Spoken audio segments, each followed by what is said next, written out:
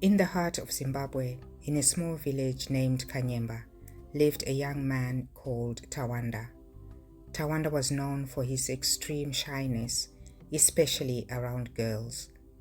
His friends often teased him, but Tawanda couldn't help it. Talking to girls made him nervous, and he would stammer. Despite his shyness, Tawanda dreamt of getting married one day. He wanted a family of his own, but he didn't know how to overcome the fear of talking to girls. His parents worried about him, and the villagers whispered about his unusual shyness. Tawanda often spent his evenings alone, gazing at the stars and dreaming about finding a girl who would love him despite his shyness. As time passed, his desire to find a new wife grew stronger. He saw his friends getting married, and he felt left out and lonely. Tawanda knew he needed help, but he didn't know where to turn. One day, while sitting under a baobab tree, he overheard some villagers talking about a powerful witch doctor named Gogohuni. People said Gogohuni could solve any problem, no matter how big or small. Tawanda decided it was time to seek help for his shyness. Tawanda couldn't stop thinking about the witch doctor. The idea of seeking help from Gogohuni gave him a glimmer of hope. He decided to visit Gogohuni and ask for advice. Early the next morning, Tawanda set out on his journey. The path to Gogohuni's village was long and winding, but Tawanda was determined. He walked for hours, crossing rivers and climbing hills. As he walked, he thought about his future and what he would say to Gogohuni. He rehearsed his words, hoping he wouldn't stammer too much. When he finally arrived at Gogohuni's hut, he felt a mixture of excitement and nervousness. The hut was small and surrounded by herbs and animal bones. Smoke curled from a small fire outside. Tawanda took a deep breath and knocked on the door. An old woman with piercing eyes opened it. "What brings you here, young man?" she asked. Tawanda explained his problem, stumbling over his words. Gogohuni listened patiently, nodding occasionally. When he finished, she smiled and invited him inside. The hut was filled with strange objects and smell of burning herbs. Tawanda felt both scared and hopeful as he followed Gogohuni inside. Inside the dimly lit hut, Gogohuni began to prepare a remedy for Tawanda. She moved around her hut with practiced ease, gathering various herbs and ingredients. Tawanda watched in awe as she mixed the ingredients in a small pot, chanting softly under her breath. After a few minutes, Gogohuni handed him a small bottle filled with a glowing liquid. "This is a love potion," she said. "Use it wisely. You must only give it to the girl you like. If you break this rule," she said, "terrible things will happen." Tawanda nodded, feeling the weight of her words. Gogohuni's eyes bore into his, emphasizing the importance of the rule. Tawanda thanked Gogohuni and left the hut, clutching the bottle tightly. As he walked back to his village, his mind raced with possibilities. He had never been this close to solving this problem. Back in Kanyemba, Tawanda saw a girl named Chipo. She was kind, beautiful, and always smiled at him. Tawanda liked her, but had never had the courage to speak to her. With the potion in hand, he felt a surge of confidence. He decided to use the love potion on Chipo, hoping it would help him win her heart. Tawanda carefully mixed the love potion into a drink and approached Chipo. His heart pounded in his chest as he offered her the drink. Chipo smiled and took the drink, unaware of the potion's presence. She drank it, and Tawanda watched closely for any sign of change. Over the next few days, Chipo started paying more attention to Tawanda. She laughed at his jokes, sat with him during meals, and even walked with him through the village. Tawanda was thrilled. For the first time, he felt like someone truly liked him. The villagers noticed the change in Tawanda and Chipo's relationship and were happy for them. Tawanda couldn't believe his luck. He felt grateful to Gogohuni for her help. However, Tawanda's happiness made him greedy. He enjoyed the attention and wanted more. One day, he met another girl named Rudo. She was as beautiful and as kind as Chipo. Tawanda's desire for affection grew stronger, and he decided to use the love potion on Rudo too. He remembered Gogohuni's warning, but convinced himself that nothing bad would happen. Tawanda mixed the potion into a drink for Rudo, hoping to see the same results as with Chipo. Rudo drank the potion just as Chipo had. Soon, she began to show affection towards Tawanda. She smiled at him, sought his company, and spoke with him with warmth. Tawanda was now the center of attention for two beautiful girls, and he felt on top of the world. His shyness seemed to disappear, replaced by a newfound confidence.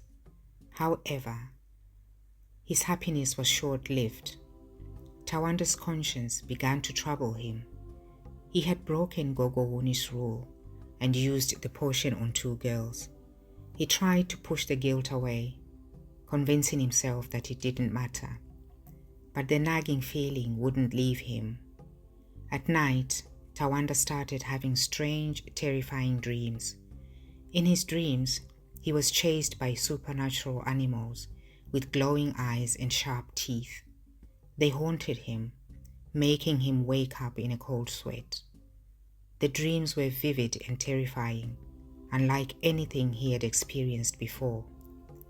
Tawanda realized that the dreams were a consequence of his actions. He had broken Gogohuni's rule, and now he was paying the price. Desperate for a solution, Tawanda decided to visit Gogohuni again. He needed her help to end the nightmares and find peace. Tawanda set out early the next morning to visit Gogohuni. The journey felt longer this time, weighed down by his guilt and fear. When he finally reached Gogohuni's hut, he was greeted by a young woman instead of the familiar old witch doctor. Confused, Tawanda asked for Gogohuni. The young woman, who introduced herself as Nyasha, looked at him with sadness. Gogohuni passed away last week, she said. Tawanda felt his heart sink. Despair washed over him as he realized the witch doctor who had helped him was gone. He explained his problem to Nyasha, hoping that she could help. But Nyasha shook her head. I am still learning the ways of the craft. I can't help you with such a powerful curse. Tawanda felt helpless. The nightmares were getting worse, and he didn't know where to turn. Chipo saw his distress and offered some advice. There is another witch doctor, Babankosi, in a village not far from here. He is very powerful and might be able to help you. But be warned, his methods are strict and unforgiving. Tawanda thanked Nyasha and decided to seek out Babankosi. It was his only hope to end the curse and find peace. Tawanda set out on the journey to Babankosi's village. The path was difficult, with rough terrain and wild animals. But he was determined. He had to find a way to end the curse and stop the nightmares. After several days of travel, he arrived at Babankosi's village. The villagers were friendly and guided him to the witch doctor's hut. Babankosi was a tall, imposing man with a stern expression. He listened to Tawanda's story without interrupting. When Tawanda finished, Babankosi's eyes narrowed. "You have broken a sacred rule," he said. "The love potion was meant for one heart, not two. You have angered the spirits, and they are punishing you." Tawanda pleaded for help, explaining that he didn't know the consequences would be so severe. Babankosi considered his plea. "There is a way to cleanse you of these evil spirits, but it will not be easy. The process is painful and requires great courage. Are you willing to endure it?" Tawanda nodded, willing to do whatever it took to end the curse. Babankosi instructed him to prepare for a cleansing ritual that would take place the next night. The night of the cleansing ritual arrived. Babankosi led Tawanda to a sacred cave outside the village. The village was dark and eerie, with strange markings on the wall. Tawanda felt a chill run down his spine, but he considered to go through with it. Babankosi started the ritual by lighting a fire and placing special herbs around it. He began to chant in a low, rhythmic voice, calling upon the spirits to cleanse Tawanda. The air grew thick with smoke and the smell of burning herbs. Tawanda felt dizzy and light-headed. As the chants continued, Tawanda's visions of the supernatural animals returned. They seemed more real than ever, their eyes glowing in the darkness. Babankosi instructed Tawanda to face his fears and fight the spirits. With every ounce of courage, Tawanda stood his ground. The animals lunged at him, but he fought back, using the strength Babankosi's chants seemed to give him. The battle felt like it lasted for hours, but eventually the animals began to fade. Tawanda felt the weight lifting from his shoulders. The spirits were leaving him, and the nightmares were finally ending. When the ritual ended, Tawanda collapsed to the ground, exhausted but relieved. Babankosi helped him up and led him back to the village. Tawanda felt lighter, as if a heavy burden had been lifted from his soul. The villagers welcomed him back and offered him food and water. Tawanda rested and recovered from the intense experience. Babankosi checked on him and confirmed that the spirits were gone. Tawanda felt grateful to the powerful witch doctor. He thanked Babankosi and promised to follow the rules and never misuse magic again. Before leaving the village, Tawanda asked Babankosi what he should do about Chipo and Rudo. The witch doctor advised him to be honest with both girls and explain the situation. Tawanda knew it would be difficult, but he understood the importance of truth and integrity. With a renewed sense of purpose, Tawanda began his journey back to Kanyemba. He felt ready to face the consequences of his actions and make amends. The path home felt shorter, and Tawanda's heart was lighter. He was determined to make things right and live a life guided by honesty and respect for others. Back in Kanyemba, Tawanda gathered his courage and decided to talk to Chipo and Rudo. He invited them to meet him under the old baobab tree where he often sat. Both girls arrived, curious and a bit apprehensive. Tawanda took a deep breath and began explaining everything. He told them about his shyness, his visit to Gogohuni, and the love potion. He confessed to using the potion on both of them and breaking the witch doctor's rule. As he spoke, he could see the hurt and confusion in their eyes. Tawanda felt ashamed, but knew he had to be honest. When he finished, there was a long silence. Chipo and Rudo looked at each other, processing what they had just heard. Finally, Chipo spoke. "Tawanda, we appreciate your honesty. It hurts to know what you did, but we understand why you did it." Rudo nodded in agreement. "We care about you, Tawanda, but we can't continue like this. We need time to think about what you've told us." Tawanda felt a mixture of relief and sadness. He knew he had hurt them, but he was grateful for their understanding. He promised to give them the space they needed and hoped they would forgive him. Tawanda spent the next few days reflecting on his actions and the lessons he had learned. He realized the importance of honesty and respecting others' feelings. He felt a deep sense of regret for using the potion on Chipo and Rudo. To make amends, Tawanda decided to focus on becoming a better person.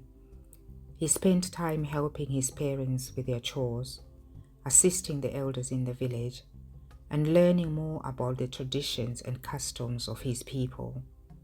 His newfound sense of responsibility and humility earned him the respect of the villagers. They noticed the positive change in him and began to see him in a new light. Tawanda also sought guidance from the village elders who shared with him their wisdom. They taught him about the value of patience, hard work, and true love. Tawanda absorbed these lessons, determined to live by them. Slowly, he began to rebuild his confidence and learn how to interact with others without fear. As time passed, Tawanda's heart began to heal. He felt a sense of peace he had never known before. He knew he still had a long way to go, but he was ready to face whatever challenges lay ahead with courage and honesty. Tawanda's journey of self-improvement continued. He practiced speaking to people confidently and respectfully, making new friends along the way. He also spent time with Chipo and Rudo, building genuine friendships with them. They appreciated his efforts and began to trust him again. One day, Tawanda heard about a village festival celebrating the harvest. It was a time of joy, dancing, and feasting. Tawanda decided to participate, hoping to further integrate himself into the community. At the festival, Tawanda met a girl named Rumbidzai. She was kind, intelligent, and had a warm smile. Unlike before, Tawanda felt comfortable talking to her. They shared stories, laughed, and enjoyed the festivities together. Tawanda realized that his fear of girls had significantly diminished. He felt proud of the progress he had made. Rumbidzai seemed to appreciate his company, and they spent more time together as the festival continued. Tawanda didn't use any potions this time. He relied on his newfound confidence and honesty. As the festival ended, Tawanda and Rumbidzai exchanged smiles, hinting at the possibility of a deeper connection. Tawanda felt hopeful for the future, knowing he was on the right path. Tawanda and Rumbidzai started spending more time together. They went on walks, visited the market, and shared stories about their lives. Tawanda felt a genuine connection with Rumbidzai, unlike anything he had experienced before. Rumbidzai admired Tawanda's honesty and his efforts to improve himself. She appreciated his kindness and the way he treated everyone with respect. As they grew closer, Tawanda realized he was falling in love with her. One evening, under the light of a full moon, Tawanda decided to tell Rumbidzai about his past. He wanted her to know everything, even the mistakes he had made. With a deep breath, he shared his story, including his use of the love potion and the consequences that had followed. Rumbidzai listened attentively, her eyes filled with understanding. When Tawanda finished, she took his hand and smiled. "Thank you for being honest with me," she said. "We all make mistakes, but what matters is that you learned from them and became a better person." Tawanda felt a wave of relief and gratitude. Rumbidzai's acceptance and understanding meant the world to him. He knew he had found someone special, someone who appreciated him for who he truly was. Despite their growing bond, Tawanda and Rumbidzai faced challenges. The villagers still remembered Tawanda's past actions, and some were very skeptical of his intentions. Rumors and gossip spread, casting shadows over their relationship. Tawanda felt disheartened, but remained determined to prove himself. He continued to work hard and show his commitment to Rumbidzai and the village. Rumbidzai stood by his side, offering support and encouragement. One day, an elder named Sekuru Soko called Tawanda to his hut. Sekuru Soko was wise and respected, and his opinion carried weight in the village. Tawanda entered the hut with a mixture of hope and anxiety. Sekuru Soko looked at Tawanda with kind eyes. "I've been watching you," he said.